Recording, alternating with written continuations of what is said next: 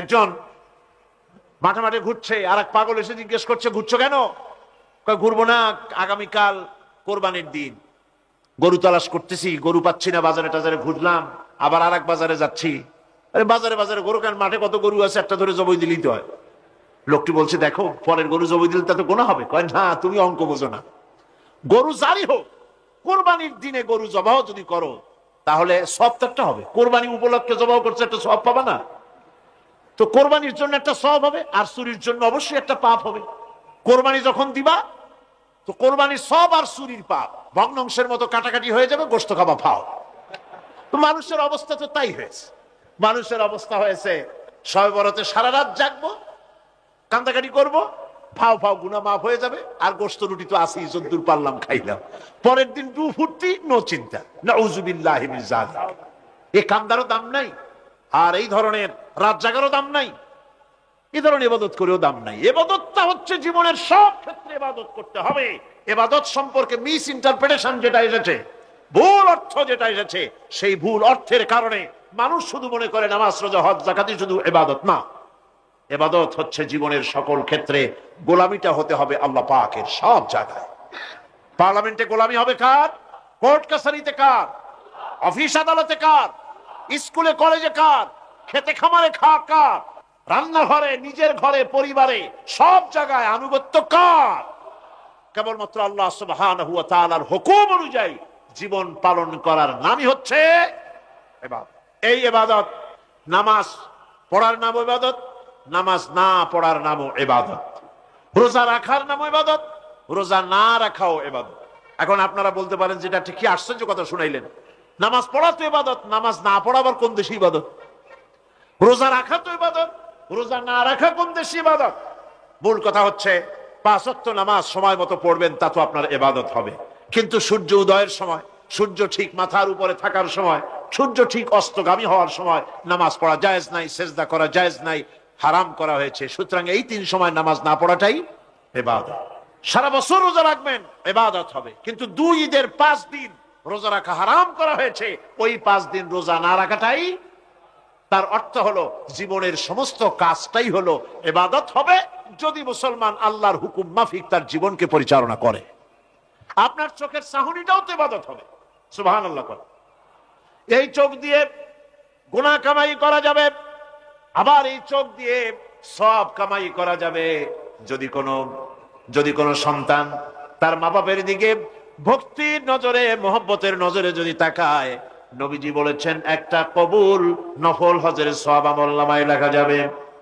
সাহাবীরা প্রশ্ন করেছেন, যদি কেউ 100 বার তাকায় তো কি হবে? নবীজি বলেছেন, আল্লাহ রাব্বুল আলামিনের নিয়ামতের ভান্ডার অফুরন্ত নিয়ামতের, সেখানে কোনো অভাব নাই। যদি কোনো বান্দা যদি তার মা বাপের দিকে দৈনিক 100 বার তাকায় তো ওই বান্দার আমলনামায় 100 কবুল নফল হজের সওয়াব লেখা যাবে। তাহলে দেখা গেল চোখের চাহনি আপনার ইবাদত, আপনার ঘুম ইবাদত, আপনার চাকরি ইবাদত, আপনার ব্যবসা বাণিজ্য ইবাদত। তার মানে হলো আল্লাহর গোলামি, আল্লাহর হুকুম অনুযায়ী কাজ করার নামই হচ্ছে ইবাদত। ইয়াকা না'বুদু ওয়া ইয়াকা নাস্তাঈন। আল্লাহ তাআলা একমাত্র তোমার গোলামি করি, তোমারই আনুগত্য করি, তুমি ছাড়া কারো গোলামি করি না, তুমি ছাড়া কারো গোলামি করি না। এখন দোকানদার নামাজের মধ্যে পড়লো ইয়াকা না'বুদু। ইয়াকা না'বুদু, না'বুদু শব্দটা হচ্ছে মুজারের সিগা। এটা এর মধ্যে 2টা কাল পাওয়া যায়, বর্তমান আর ভবিষ্যৎ, 2টি কাল পাওয়া যায়। না'বুদু এই শব্দ দিয়ে বোঝানো হচ্ছে কি, আল্লাহ পাক এই নামাজের ভিতরে যেমন তোমার হুকুম পালন করে নামাজ আদায় করছে, যেমন নামাজের ভিতরে কিছু খাওয়া যায় না, বাইরে খাওয়া জায়েজ ছিল, নামাজ পড়ছি বলে খানাটা আমার জন্য হারাম হয়ে গেছে। কথা বলা জায়েজ ছিল, নামাজের ভিতরে কথা বলা হারাম করে দিলাম। এদিক ওদিক তাকানো জায়েজ ছিল, নামাজের ভিতরে এদিক ওদিক তাকানো বন্ধ করে দিলাম। তার মানে আমার জন্য চিরস্থায়ী, সব সময়ের জন্য আমার জন্য হালাল করে দেওয়া জিনিসগুলি এই নামাজের ভিতরে অল্প সময়ের জন্য হারাম করে প্রমাণ করে দিলাম। মাবুদ গো, এই নামাজের পরে চিরস্থায়ী হারামগুলি এইভাবে আমার জন্য হারাম করে নেব। ইয়াকা না'বুদু, নামাজটা পড়ছি যেভাবে করে নামাজের বাইরের জীবন চালাবো সেইভাবে করে। সেজদা দিলেই তো সওয়াব হয়, সেজদা দিলে কি হয়? সওয়াব হয়। যদি কেউ 5-6টা সেজদা দিয়ে দেয় এক রাকাতের মধ্যে তো কি হবে? যদি কেউ নামাজ পড়লে তো সওয়াব হয়, ফজরের নামাজ যদি 4 রাকাত পড়ে তো কি হবে? মাগরিবের নামাজ যদি 2 রাকাত পড়ে অথবা 4 রাকাত পড়ে তো কি হবে? ইচ্ছে করে যদি এভাবে করে, ভুল করবে নয়, ইচ্ছে করে যদি করে, তাহলে আল্লাহর আইনের সঙ্গে বিরোধিতা করছে বলে সে বিদ্রোহী হিসাবে প্রমাণিত হবে। সুতরাং কথা হচ্ছে নামাজের ভিতরে আয় আল্লাহ পাক ইয়াকা না'বুদু, এই নামাজের ভিতরে তোমার হুকুম মেনে যেভাবে নামাজ আদায় করি, নামাজের বাইরের জীবনটাও তোমার হুকুম মেনে পালন করব। এটাই হচ্ছে ইবাদতের মূল থিম, মূল আইডিয়া, মূল ফিলোসফি। নামাজ ইবাদত করতে হবে জীবনের সব ক্ষেত্রে। নামাজের ভিতরে বললাম ইয়াকা না'বুদু, দোকানদার, এই লোকটা কি ঘি বিক্রি করবে, ঘি আনছে দোকানে, তারপরে নামাজ পড়তে দাঁড়িয়েছে, দোকানের পিছনে ছোট্ট ঘর আছে, নামাজ পড়তে দাঁড়িয়েছে, শুরু করে দিল আল্লাহু আকবার, আলহামদুলিল্লাহি রাব্বিল আলামিন আর রহমানির রহিম মালিকি ইয়াউমিদ্দিন ইয়াকা না'বুদু ওয়া ইয়াকা, তাড়াতাড়ি পড়তে হবে যেহেতু খরিদ্দার আসতেছে। খরিদ্দার 2-4 জন ভিড় জমা এসেছে, নামাজ ছেড়ে দিয়েছে। কর্মচারীকে ডাকছে, বেটা শোন, ভিতরে আসলো, আমি তো কেবল খাঁটি ঘি নিয়ে আসছি, ওর মধ্যে তো ভেজাল দিই নাই, তাড়াতাড়ি করে ওর মধ্যে যা দিয়ে ভেজাল দিতে হয় ভেজাল টাল দিয়ে ঠিক মতো দিয়া তারপরে বিক্রি করবি। 100 টাকা কিনছিস, 250 টাকা করে বিক্রি করবি। আল্লাহু আকবার, রহমানির রহিম মালিকি ইয়াউমিদ্দিন ইয়াকা না'বুদু ওয়া ইয়াকা নাস্তাইন। এটা নামাজ হইল কর? এই নামাজের আল্লাহর কোনো দরকার আছে? কোনো দরকার নেই। ইবাদত তো হবে নামাজ যার হুকুমে, ব্যবসা তার হুকুমে, নামাজে সেজদা দিব যার হুকুমে, রোজা রাখবো তার হুকুমে, নামাজ পড়বো যার হুকুমে, অর্থনীতি চালাবো তার হুকুমে, নামাজ পড়বো যার হুকুমে, আমার দেশের কলকারখানা চলবে, নামাজ পড়বে যার হুকুমে, পার্লামেন্ট চলবে তার হুকুমে, নামাজ পড়বো যার হুকুমে, রাজনীতি চলবে তার হুকুমে। এর উল্টা পাল্টা যদি হয় মুসলমান মানতে পারে কখনই। সুতরাং মুসলমানকে আনুগত্যের মস্তককে অবনত করে দিতে হবে আল্লাহ পাকের সামনে। আল্লাহর সঙ্গে আর বান্দার সঙ্গে হক আছে, বান্দার উপরে আল্লাহর হক এবং আল্লাহর উপরে বান্দার হক কি, এ ব্যাপারে একটি হাদিস আপনাদেরকে শোনানো যায়। হাদিসটি হচ্ছে ওয়ান মুআজ বিন জাবাল রাদিয়াল্লাহু তাআলা আনহু قال كنت رديف النبي صلى الله عليه وسلم على حمار فقال لي يا معاذ أتدري ما حق الله على العباد وما حق العباد على الله। হযরত মুআজ বিন জাবাল রাদিয়াল্লাহু তাআলা আনহু বলেন যে আমি রাসূল করিম সাল্লাল্লাহু আলাইহি ওয়াসাল্লামের পেছনে তার গাধায় সওয়ার ছিলাম। তিনি আমাকে জিজ্ঞেস করলেন, মুআজ তুমি কি জানো বান্দার উপরে আল্লাহর হক কি এবং আল্লাহর উপরে বান্দার হক কি? তিনি বললেন, আল্লাহু ওয়া রাসূলুহু আ'লামু, আল্লাহ এবং তার রাসূল খুব ভালো করে জানেন। রাসূল করিম সাল্লাল্লাহু আলাইহি ওয়াসাল্লাম জবাব দিলেন, ক্বালা হাক্কুল্লাহি আলাল ইবাদ আন ইয়াবুদুহু ওয়া লা ইউশরিকু বিহি শাইআ ওয়া হাক্কুল ইবাদি আলাল্লাহ আন লা ইউআযযিবু মান লা ইউশরিক বিহি শাইআ। আল্লাহর নবী বলেন, বান্দার উপরে আল্লাহর উপরে বান্দার হক হতেছে, আল্লাহর উপরে বান্দার হক হতেছে বান্দা আল্লাহ পাকের ইবাদত করবে, আল্লাহর গোলামি করবে, আল্লাহর আনুগত্য করবে, দাসত্ব করবে, সেই আনুগত্য ইবাদত আর গোলামির ভিতরে কাউকে শরীক স্থাপন করবে না। বান্দার উপরে আল্লাহর হক হতেছে যেই বান্দা আল্লাহ পাকের ইবাদত করবে, গোলামি করবে, আর কোন শিরক করবে না, কিয়ামতের দিন ওই বান্দা সম্পর্কে আল্লাহর হক হবে বান্দাকে জাহান্নামের আগুন আল্লাহ পাক হারাম করে দিয়ে তার জান্নাত দিয়ে দিবেন। এটাই হলো বান্দার উপর আল্লাহ পাকের হক। সুতরাং ইবাদত হবে সলিড কার জন্য? আল্লাহ পাকের জন্য। জোরে বলেন কার জন্য? একমাত্র, কেবলমাত্র, শুধুমাত্র আল্লাহ পাকের জন্য গোলামি হবে। সেই গোলামির কথাটাই আমরা কোরআনে কারীমের মধ্যে সূরা ফাতিহায় প্রত্যেক দিন প্রতি রাকাতে আমরা পড়ি, ইয়্যাকা না'বুদু ওয়া ইয়্যাকা নাস্তাঈন। আয় আল্লাহ তাআলা, কেবলমাত্র তোমারই ইবাদত করি, কেবলমাত্র তোমারই দাসত্ব করি, আর কারো আনুগত্য দাসত্ব করি না। এই গোলামি, এই দাসত্ব আল্লাহ পাক আমাদেরকে করার তৌফিক দান করুন, আমরা বলি আমিন। আমাদের জীবনে ওঠায় বসায় চলায় ফেরায়, বক্তৃতায় ভাষণে, বিয়েতে শাদিতে, আমাদের ইলেকশনে, আমাদের নির্বাচনে, আমাদের অর্থনীতিতে, রাজনীতিতে, আমাদের সমাজনীতিতে, পরিবারের নীতিতে, জীবনের সব ক্ষেত্রে আমরা গোলামি যেন করতে পারি কার? নামাজের ভিতরে যে কথাটা বলি, এই কথাটা যেন আমাদের বাস্তব জীবনে আমরা কার্যকরী করতে পারি। আল্লাহ পাক যেন তৌফিক দান করেন। বিশ্বকবি, কবি সম্রাট আল্লামা ডক্টর ইকবাল কি সুন্দর করে বলেছেন, আজ ভি হো জো ইব্রাহিম কা ইমা পয়দা, আজ ভি হো জো ইব্রাহিম কা ইমা পয়দা, আकर सकती है एक अंदाज गुलिस्तान पैदा। ইব্রাহিমের ঈমান যদি আজও কোথাও হয় বিদ্যমান, করতে পারেন অগ্নিকুণ্ডে খুবসুরত এক গুলিস্তান। এখনো যদি ইব্রাহিমের ঈমান যদি কারো মধ্যে জাগ্রত হয় আর তাকে যদি আগুনে ভালানো হয়, সে আল্লাহ আজও আছেন না নাই? আছে কিনা? আল্লাহু লা ইলাহা ইল্লা হুয়াল হাইয়ুল কাইয়ুম। পড়েন সবাই, আল্লাহু লা ইলাহা ইল্লা হুয়াল হাইয়ুল কাইয়ুম। তিনি সদা জাগ্রত, তিনি চিরঞ্জীব। সুতরাং মহান শক্তিধর আল্লাহ পাক, তার হচ্ছে সব গোলাম। তুমি গোলাম হইয়া আর এক গোলামের কাছে হাত পাতো, সে তোমারে কিচ্ছু দিতে পারবে না। আমি দৃষ্টান্ত দিতে গিয়ে বলি, একজন ভিক্ষুক সে যদি আর একজন ভিক্ষুকের কাছে গিয়ে বলে, ভাই আমারে 10টা টাকা দাও, সে 10 টাকা পাবে কই? সারাদিন খয়রাত করিয়া পাইছে মোটে 5 টাকা, তোমার তো 10 টাকা দিতে পারবে না। ও ভিক্ষুক, তুমিও ভিক্ষুক। সুতরাং গোটা বিশ্ববাসী হচ্ছে আল্লাহ পাকের কাছে ভিক্ষুক। সবগুলি কি ভিক্ষুক?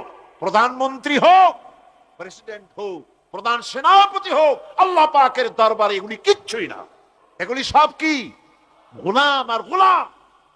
সুতরাং মাথা নত করা যাবে না কারো সামনে।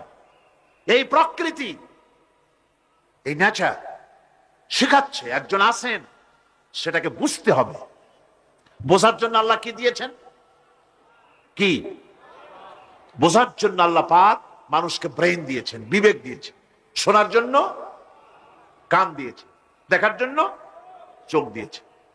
আল্লাহ পাক বলছেন, লাহুম কুলুবুন লা ইয়াফকাহুনা বিহা ওয়া লাহুম আয়ুনুন লা ইউবসিরুনা বিহা ওয়া লাহুম আযানুন লা ইয়াসমাউনা বিহা উলাইকা কাল আনআম বাল হুম আযাল উলাইকা হুমুল গাফিলুন। আমি যাদেরকে কান দিয়েছিলাম, কলব দিয়েছিলাম, বিবেক দিয়েছিলাম, বিবেক দিয়ে সব বুঝলো, কিন্তু আমারে বুঝলো না। বিবেক দিয়া সব বুঝলো, বিবেক দিয়া সমস্ত জিনিস, নিজের স্বার্থের জিনিসগুলি বুঝলো, কিন্তু আল্লাহকে বুঝলো না।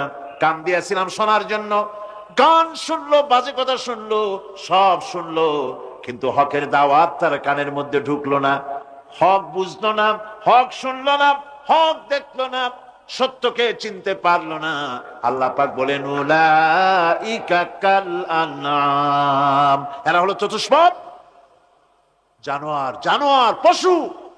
আল্লাহ কয় না, খালি পশু কইলে সারে না, বাল হুম আযাল, একেবারে পশুর চাইতেও নিকৃষ্ট। কারণ কি? কারণ হলো পশু অবিশ্বাসী নয়, পশু কাফের নয়, পশু মুশরিক নয়, পশু মুরতাদ নয়, পশু নাস্তিক নয়, ঠিক কিনা? সুতরাং পশুর চাইতেও খারাপ, পশুর চাইতেও খারাপ। পশু যেটা বোঝে তাও বোঝে না। পশু তো অন্তত মালিকের আনুগত্য করে, তার কথা শোনে, যার খায় তার কথা শোনে। কুত্তাটাও, কুকুরও যার খায় তার কথা শোনে, ঠিক কিনা গণ? অথচ যে আল্লাহ রাব্বুল আলামিন খেতে দিলেন, পড়তে দিলেন, সব কিছু দিলেন, তার ইবাদতটা বুঝতে চেষ্টা করলো না, তার ইবাদত বুঝতে চেষ্টা করলো না, তার গোলামি করতে জানলো না। সুতরাং এগুলি হচ্ছে উলাইকা কাল আনআম, এগুলি চতুষ্পদ জন্তু এবং জানোয়ারের মতো, বরং তার থেকেও নিকৃষ্ট। মানুষকে আল্লাহ পাক জ্ঞান দিয়েছিলেন, সেই জ্ঞান দিয়ে সে দূরবীন আবিষ্কার করলো, জ্ঞান দিয়ে দূরবীন আবিষ্কার করলো, যাতে করে শকুনের চাইতেও তীক্ষ্ণ দৃষ্টি সম্পন্ন হয়। সে গাড়ি আবিষ্কার করলো যাতে করে চিতাবাঘের চাইতেও বেশি দৌড়াইতে পারে। সে সাবমেরিন আবিষ্কার করলো যাতে করে মাছের চাইতে বেশি দ্রুতগামী হয়ে চলতে পারে পানির তলা দিয়া।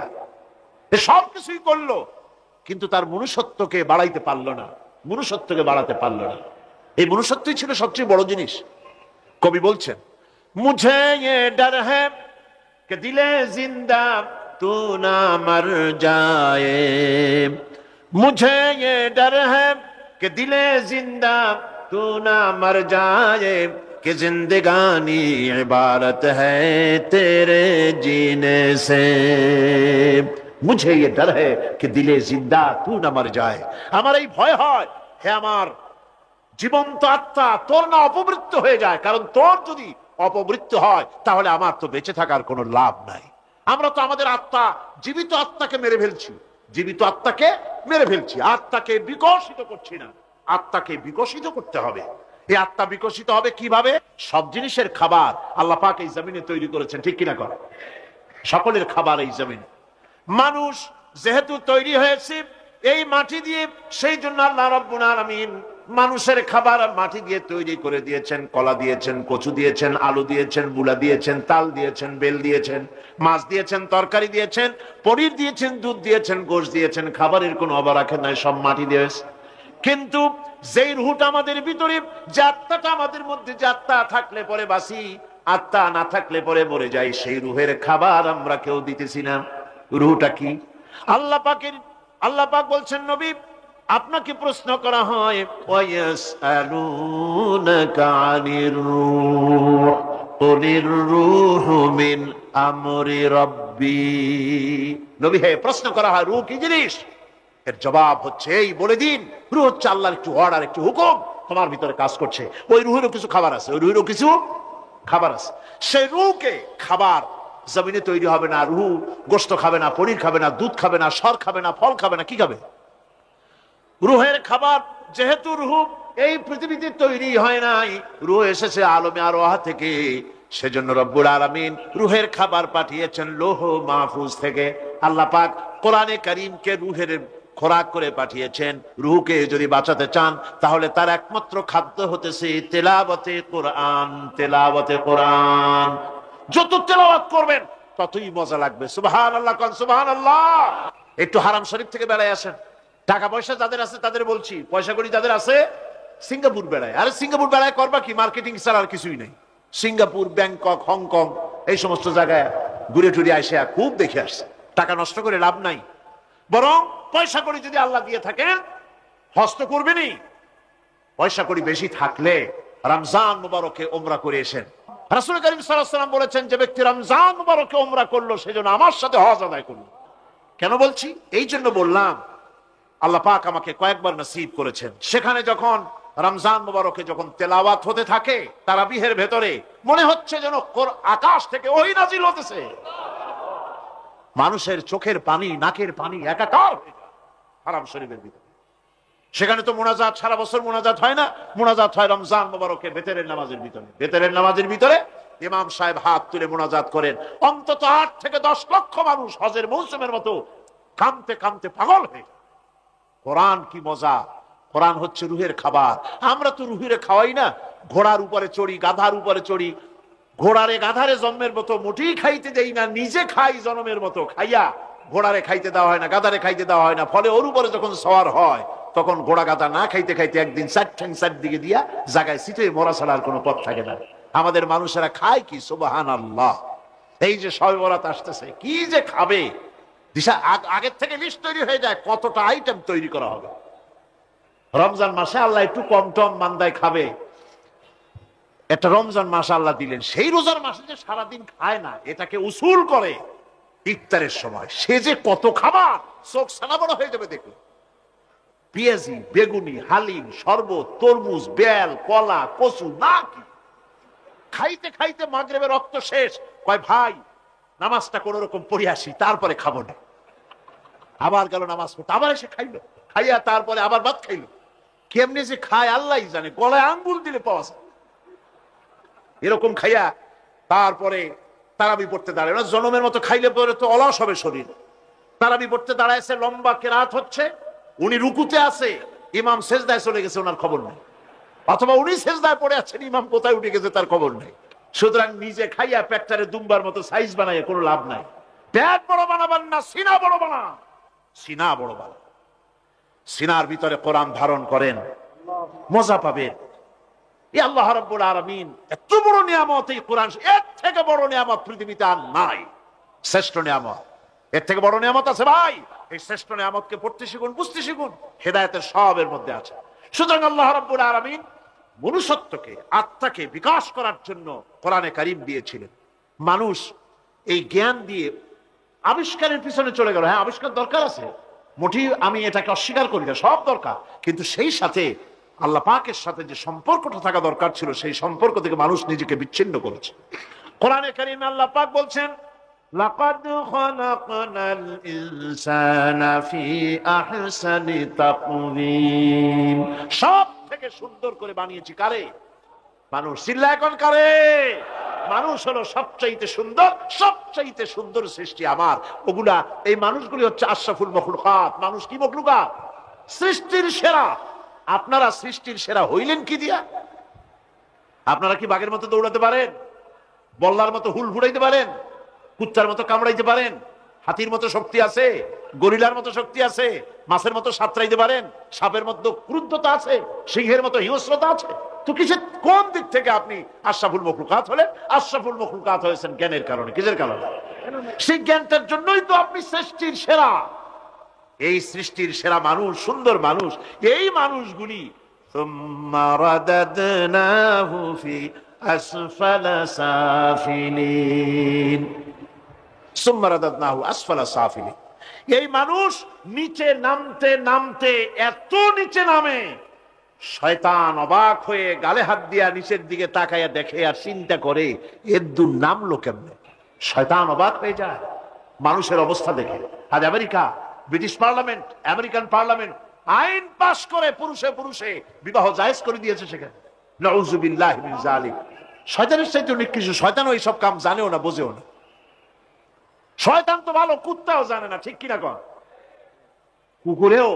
কুকুরেও সমকামিতা করে না, শুয়ারেও করে না, গাধায়ও করে না। মানুষ কোথায় নামছে?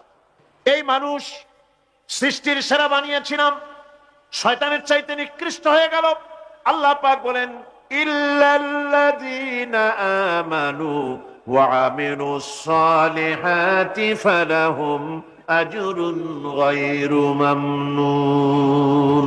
কিন্তু যারা ঈমান এনেছে, আমলে সালেহ করেছে, তাদের জন্য রয়েছে অপুরন্ত পুরস্কার।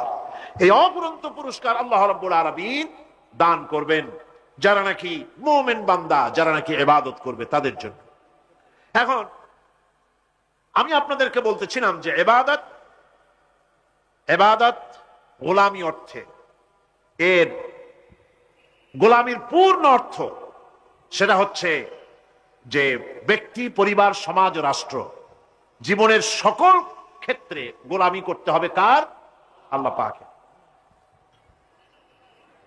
এই ইবাদত শব্দটাকে কোরআনে কারিমে কয়েকটা অর্থে ব্যবহার করা হয়েছে, সে অর্থগুলি আমাদের জানা দরকার। যেমন ইবাদত এবং দাসত্ব অর্থে আল্লাহ পাক বলছেন, সুম্মা আরসালনা মূসা ওয়া আখাহু হারুনা বিআয়াতিনা ওয়া সুলতানিম মুবিন। অতঃপর মূসা এবং তার ভাই হারুনকে আমার নিদর্শন দিয়ে তাদেরকে সুস্পষ্ট রূপে প্রমাণ সহ ফেরাউন এবং তার সভাসদের কাছে আমি পাঠিয়ে দিলাম। তারা যখন তাদের কাছে গিয়ে দ্বীনের দাওয়াত দিল, তখন তারা কি বলল? ফাকালু আনুমিনু লিবাশারাইনি মিসলিনা ওয়া কওমুহুমা লানা আবিদুন। আমি যখন তাদেরকে পাঠালাম, তারা যখন দ্বীনের দাওয়াত দিলেন, ইবাদতের দাওয়াত দিলেন, তখন তারা বলল, আমরা কি এমন আমাদেরই মতো দুজন মানুষের আনুগত্য করব? এখানে আবিদুন অর্থাৎ দাসত্ব, আমরা কি তার দাসত্ব করব? এই দাসত্ব একমাত্র আল্লাহরই হতে পারে, আর কারো হতে পারে না। সেজন্য কোরআনে কারীম অন্যত্র বলছে, ইয়া আইয়ুহাল্লাযীনা আমানু কুলু মিন তাইয়্যিবাতি মা রাযাকনাকুম ওয়াশকুরু লিল্লাহি ইন কুনতুম ইয়্যাহু তা'বুদুন। হে ঈমানদারেরা, তোমরা যদি আমার ইবাদত করো তবে আমি তোমাদেরকে যে সব পবিত্র জিনিস দান করেছি তা খাও এবং আল্লাহর শুকর আদায় করো। তো ইবাদত আল্লাহ পাকের করলে আল্লাহ পাক তাদেরকে খেতে দিবেন, পড়তে দিবেন, সবকিছু আল্লাহ পাক করে দিবেন। তো আল্লাহ পাকের ইবাদত করতে হবে, আল্লাহ পাকের উপর ঈমান আনতে হবে, আর তাগুতকে অস্বীকার করতে হবে। অন্য আরেকটি আয়াতে কথাটা এভাবে এসেছে, ফামান ইয়াকফুর বিত্তাগুতি ওয়া ইউমিন বিল্লাহি ফাকাদ ইসতামসাকা বিল উরওয়াতিল উসকা লা ইনফিসামা লাহা ওয়াল্লাহু সামিউন আলীম। যে ব্যক্তি তাগুতকে অস্বীকার করলো, ওয়া ইউমিন বিল্লাহ, এবং আল্লাহর উপর ঈমান এনেছে, ফাকাদ ইসতামসাকা বিল উরওয়াতিল উসকা, সে এমন এক মহান অবলম্বন ধারণ করলো যে কোন জিনিসই তাকে বিচ্ছিন্ন করে দিতে পারবে না। এমন এক মহান অবলম্বন ধারণ করেছে। সুতরাং আল্লাহর উপর ঈমান আনতে হবে, তাগুতকে অস্বীকার করতে হবে। ইবাদত জীবনের সকল ক্ষেত্রে করতে হবে কার? আল্লাহ পাক। কোরআনে কারীম বলছে, এর আগে আমি প্রথমে শুনিয়েছি, সমস্ত নবীরা, আম্বিয়া আলাইহিস সালাম, তারা তার নিজের জাতিকে গোলামির জন্য দাওয়াত দিয়েছেন। আল্লাহ পাকের বলেছেন আমার জাতি, একমাত্র নবী মুহাম্মদ রাসূলুল্লাহ সাল্লাল্লাহু আলাইহি ওয়াসাল্লাম আমার জাতি তিনি বলেন নাই। তাকে দিয়ে আল্লাহ পাক বলেছেন, ইয়া আইয়ুহান নাসু উবুদু রাব্বাকুমুল্লাযী খালাকাকুম ওয়াল্লাযীনা মিন ক্বাবলিকুম লাআল্লাকুম তাত্তাকুন। রাব্বাকুম উবুদু রাব্বাকুম আয় আতিউ রাব্বাকুম, গোলামি করো, আনুগত্য করো, দাসত্ব করো তোমার সেই প্রভুর, সেই রবের যিনি তোমাকে সৃষ্টি করেছেন। তার আনুগত্য জীবনের সব ক্ষেত্রে করো। এক জায়গায় করলে হবে না, সব জায়গায় করলে হবে। আগামী রাত্রিটা হচ্ছে শবে বরাত, তাই না? বোঝেন নাকি বোঝেন না? আগামী রাত্রিটাই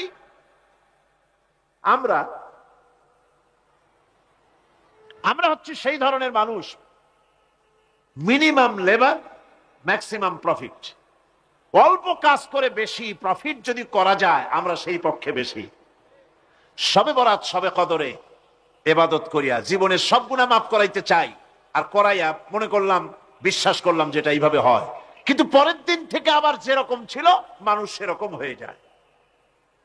সারা রাত জাগলো শবে বরাতে, সারা রাত জাগলো। সকালবেলায় যে ব্যবসায়ী সারা রাত জাগলো, সকালবেলায় দোকানে দিয়ে ওজনে কম দেওয়ার অভ্যাসটার পরিবর্তন হইল না।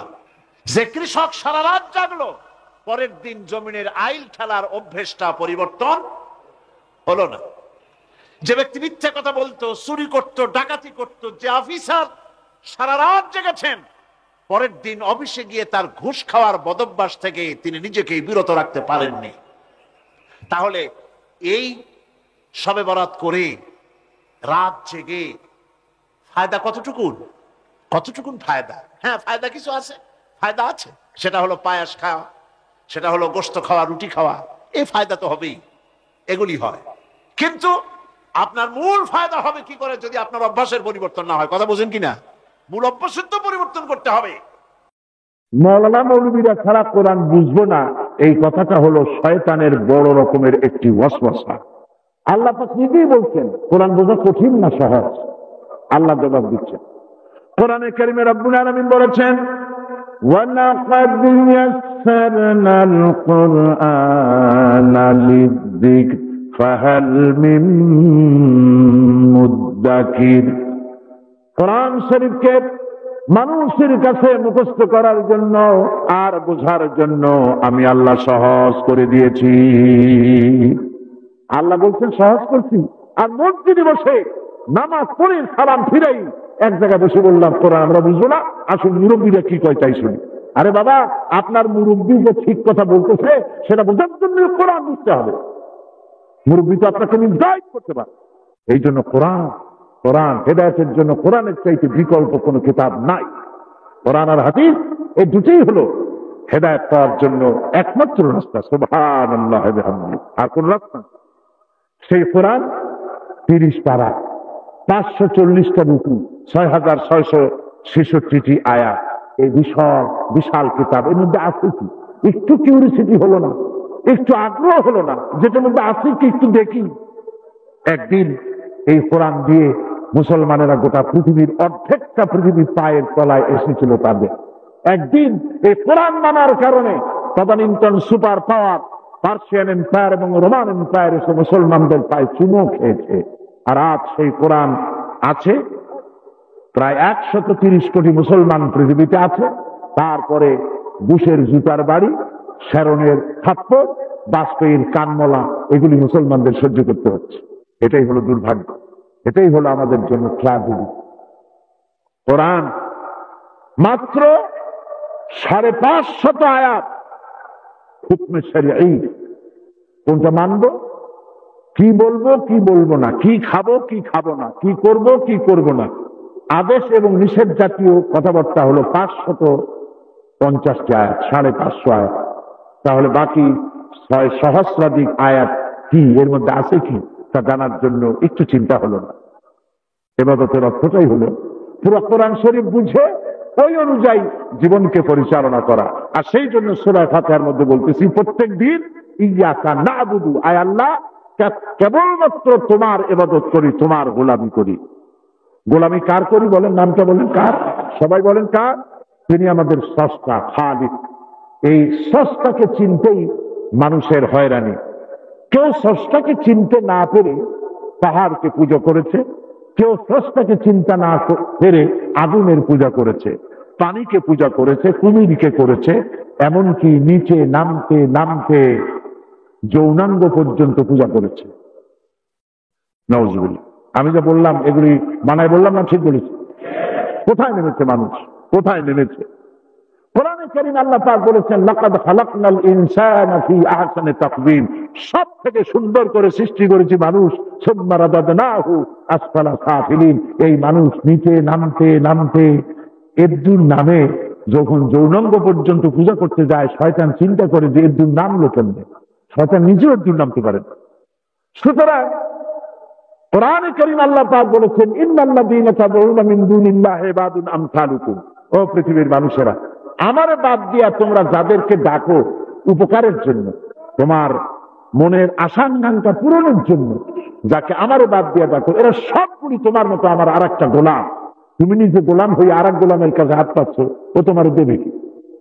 মনে করেন আপনি একজনের কাছে খরচ চাইছেন, গিয়া একটা লোকের কাছে কিছু সাহায্য চাইবেন। সে লোকটা বললো, বাবা আমি সারাদিন, আমি ভিক্ষুক, সারাদিন খরচ করে পাইছি আমি 5 টাকা, তুমি আমার কাছে 10 টাকা চাও, আমি পাবো। এক ভিক্ষুক আর এক ভিক্ষুকের কাছে সাহায্য চাওয়ার কোনো মানে আছে? কোনো মানে নেই। সুতরাং পৃথিবীর আল্লাহ আল্লাহু গনিয়্যুন ওয়া আনতুমুল ফুকারা, আল্লাহ হচ্ছেন সমস্ত সম্পদের মালিক আর তোমরা সব ফকিরের গোষ্ঠী। আল্লাহ পাক বলছে, কাজে আমারে বাদ দিয়ে যাদের ডাকো, চাঁদ বলো সূর্য বলো যেটাই বলো, সবগুলি তোমার মতো আমার আর একটা গোলাম। তুমিও নিজেও গোলাম, ওগুলিও গোলাম। কাজে ওগুলি তোমার কোনো আশা আকাঙ্ক্ষা পূরণ করতে পারবে না। আল্লাহ কোরআন শরীফের মধ্যে বলে দিয়েছে। আমরা বুঝি না, সেজন্যই সর্বনাশ করি। তবে কেউ যদি স্রষ্টাকে চিনতে চায়, আল্লাহ তার জন্য রাস্তা বের করে দেয়। কোরআনে আল্লাহ পাক এই থিওরিটা এভাবে বলেছেন, ওমান ইয়াত্তাকিল্লাহা ইয়াজআল লাহু মাখরাজা, কেউ যদি আমাকে ভয় করে পথ চলতে চায়, আমি তার জন্য পথকে প্রশস্ত করে দেই। দেখেন আমাদের জাতির পিতা কে কন্ত,